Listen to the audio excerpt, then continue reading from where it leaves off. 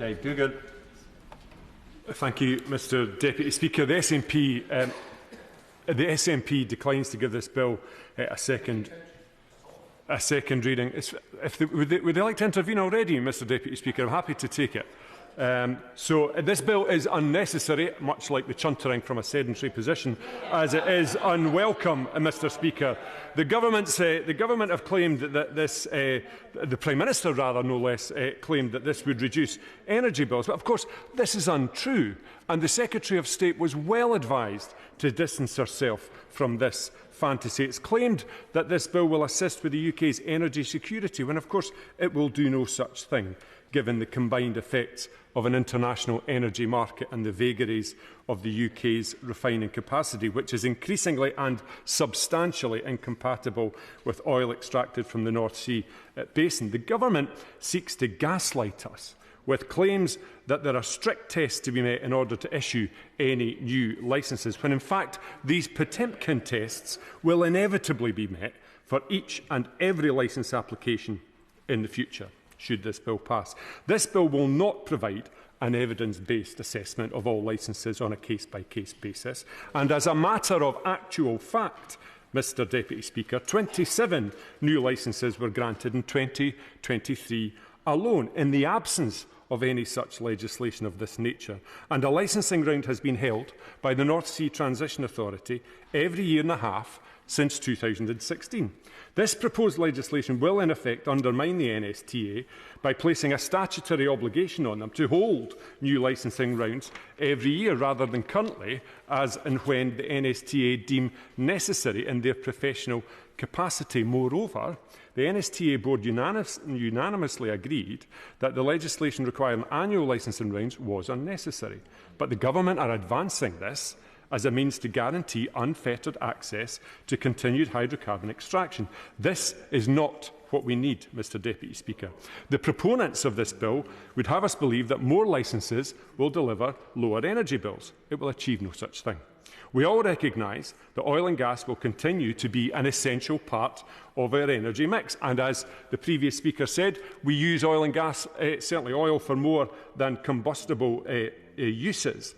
And so we will need a measured and qualified licensing regime to accommodate this ongoing reliance on oil and gas as a source of energy and much else. But that is not what this bill proposes. And a lack of licensing is not what is pushing up the price of household and commercial energy. It is the price of gas on the international market, which consumers are forced to pay, not just for heating, but also for the electricity, given the bizarre pricing structure and the way that the UK is set up to favour gas. An energy pricing disaster which is compounded by this government's failure to properly invest in alternatives such as large-scale, long-duration storage solutions, which would dial a considerable amount of gas out of the system. That, Mr Deputy Speaker, would dial down prices as well. It's 14 years of Tory mismanagement of energy security which has seen barely sufficient investment going into renewable generation to meet the demands of the climate emergency, and practically none into the network to transmit this new energy, meaning consumers are denied access to large swathes of cheap, green, renewable energy because of grid capacity. A renewable energy, once switched off to compensate for a 1960 network, gets substituted by gas. That's the thing, an improvement, an investment in capital infrastructure, and I appreciate that the government are doing it, but it's 14 years too late. This bill will not deliver energy security, Mr Deputy Speaker. And indeed, the former Chief Executive of BP, Lord Brown, said that the government's decision to expand North Sea drilling is not going to make any difference to Britain's energy security. And the former head of the NSTA, Andy Samuel, stated in 2022 that the introduction of new licences would only make a difference around the edges. What we need from the government is a bold plan to further accelerate the electrification from renewables of our domestic energy market. What we are presented with is a backward-looking cash grab for Scotland's hydrocarbons, which comes at the cost of the just transition. Scotland will lose out by having our energy policy dictated by a Luddite and remote Westminster government focused relentlessly on the rear-view mirror rather than on the future. And on job security, Mr Deputy Speaker, I will give way. he's talking about energy policy being directed by other people. Does he share my concern about our continued membership of the Energy Charter Treaty, which means any deals that are signed now would have to be fully remunerated on their potential hope value and not on their actual value if they were decided to no longer a sovereign Britain or a sovereign Scotland? I'm neutral on this issue, but whether they were to then be phased out or cancelled. And does he not think, like our European partners, we should be withdrawing from the Energy Charter Treaty to allow ourselves true energy independence? I thank the honourable gentleman, Mr Deputy Speaker, for his intervention. I agree entirely with his ambitions as regards the Energy Charter Treaty, and it's about time the government got off the fence on this issue and actually made a decision on it. On job security, Mr Deputy Speaker, let's be really clear. This government cares for oil and gas workers in Scotland every bit as much as they cared for the miners in Scotland, every bit as much as they cared for the manufacturing jobs that were put to the sword in the 80s, every much as they care for our service personnel living in squalor, every bit as much as they care about the post office staff thrown into the privatisation mincer, and every bit as much as they care for junior doctors in England. I will, of course, give way. I thank the honourable gentleman for giving way. And just before I get to the point I spoke about miners, I just want to make it clear my previous intervention, Mr Deputy Speaker, to refer people to my register of declaration of interest about my Falkland Islands trip, which was paid for by the Falkland Islands government. But on the honourable gentleman's point, he talks about the miners, and exactly right, in South Yorkshire, in Rother Valley, we were hit hard by the closure of mines, and that's why we need that transition. And by keeping these new licences going, that makes the transition will be slightly longer and keep more people in jobs. Surely that is a good thing to diminish the impact, the negative impact that net zero will sometimes bring to certain people. Mr Deputy Speaker, the premise of the honourable gentleman's intervention is that by delaying and maximising oil and gas production, you somehow maintain the link. You could just as easily deliver the same thing by accelerating the delivery of renewable energy and the infrastructure to transmit it to where it's needed. But that is not what and that would have the added benefit of introducing lower bills for consumers and industry and making sure that we weren't reliant on petrostates from far away with a questionable regime. So no, I'm looking through the right end of the telescope. The honourable gentleman and his government are looking through the wrong end. In short, Mr Speaker, these Tories couldn't give a flying fig for any worker on these islands, and only as long as their share price remains healthy to hang with the rest of us.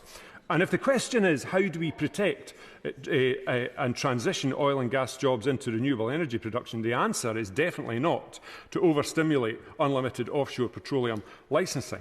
Because according to industry data, 441,000 jobs were supported by the oil and gas sector in 2013, but this has already fallen to 213,000.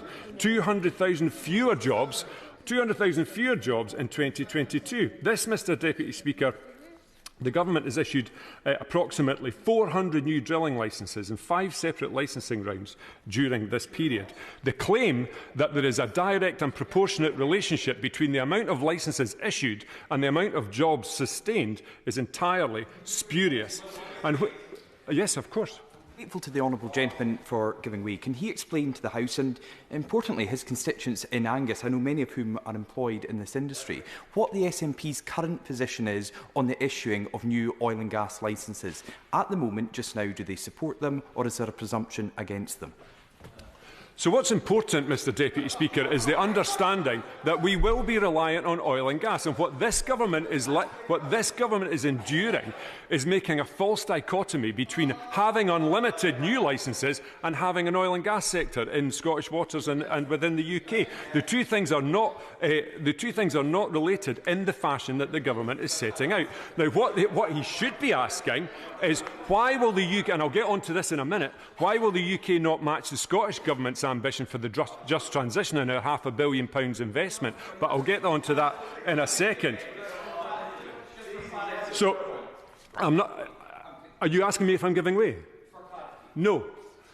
And where is the guaranteed ring fencing of revenues, Mr Deputy Speaker, from North Sea oil and gas production for use to develop more renewable energy and accelerate the just transition? Because it's accelerating the just transition, not unduly sustaining legacy energy production.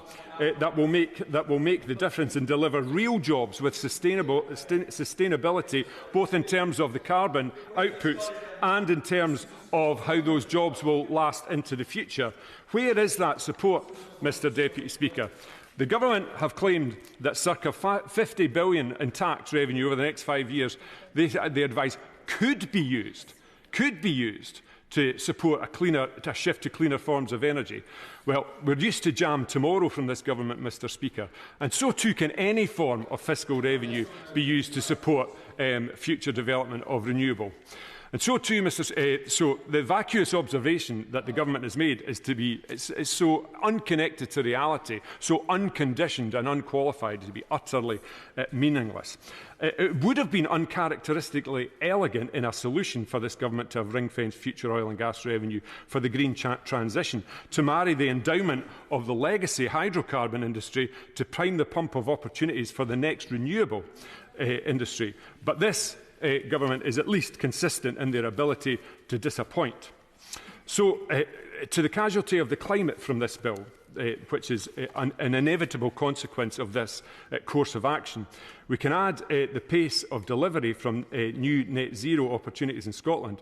And when oil and gas opportunities do go to a plateau of exhaustion in Scotland, and when, as everybody knows that they will, when will the cupboard, what will be left in the cupboard to support communities like in Banff and Buchan, like in Angus, in West Aberdeenshire, in Kincardine, and elsewhere in the north east of Scotland? Why is the revenues from historic exploitation of oil and gas not gone into accelerating renewable opportunities and making sure that we deliver jobs for the future?